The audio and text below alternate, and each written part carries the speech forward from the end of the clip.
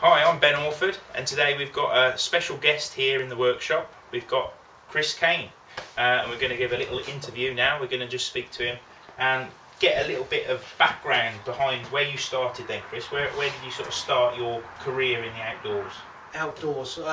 When I was about a bit younger than my daughter, Jessie was about 11 now. My dad was in the 21 SAS up at Chelsea Barracks.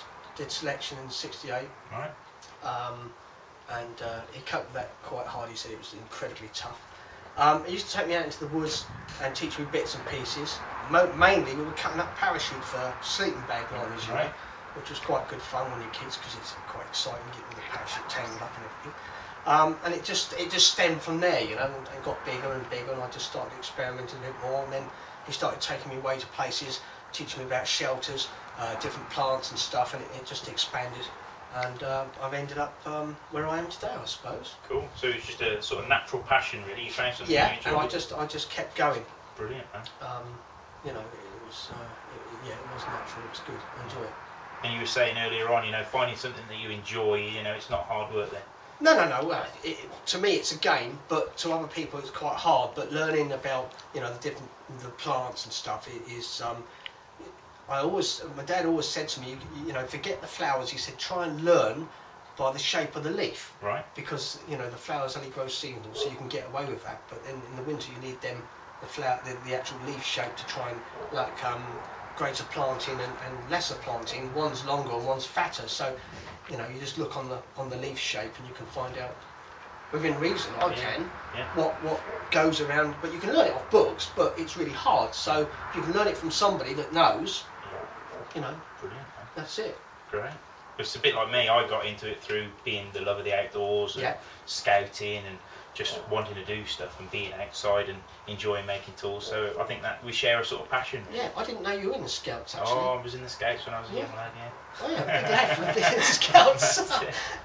But Chris has brought along some of his tools. We've been just playing around, talking about sharpening and things like that. Yeah. So really, it'd be nice to sort of see your tool and you can talk us through the design and the concept and how it came about, really, Chris.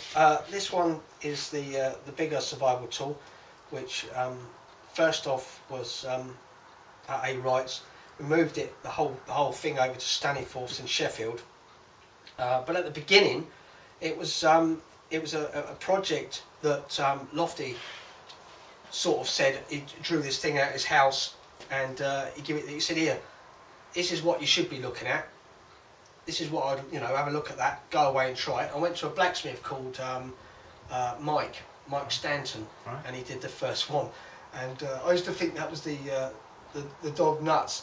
And then when we brought this one out, I used to think, what have I done with this? But no, Lofty put some marks on the blades, and he said, if you take 1/4 inch off here, cut that off there, you've got some sort of blade. So we went shortened it, but when he did the drawing, we shortened it, and we come up with this, which is similar to John's, but the Parang. It's a Makata handle, obviously Loveless bolts, CS80, Rockwell's 5153, and all of them are made in Sheffield, which is brilliant for us because it's English born and bred as such. Yes, too, right. And well, since you've tweaked it up, it's what do you call it? Hair popping? Hair popping sharp. Hair popping. Yeah. Well, I don't know, but I'm just gonna. I don't like doing this, but I'm just gonna show you quickly that what Ben has done is terrible. Look at that. It's gonna be a bold man. Hair. I'm gonna be a bold man now, but it comes off. There. That's it. But yeah, no. So it's now down to you to maintain that edge. Oh, don't worry. No, I will. Yeah, now. But no, thank you, and it's interesting to actually listen to what you've got to say. And if you ever want any sharpening done, come and see Ben, because he's very good.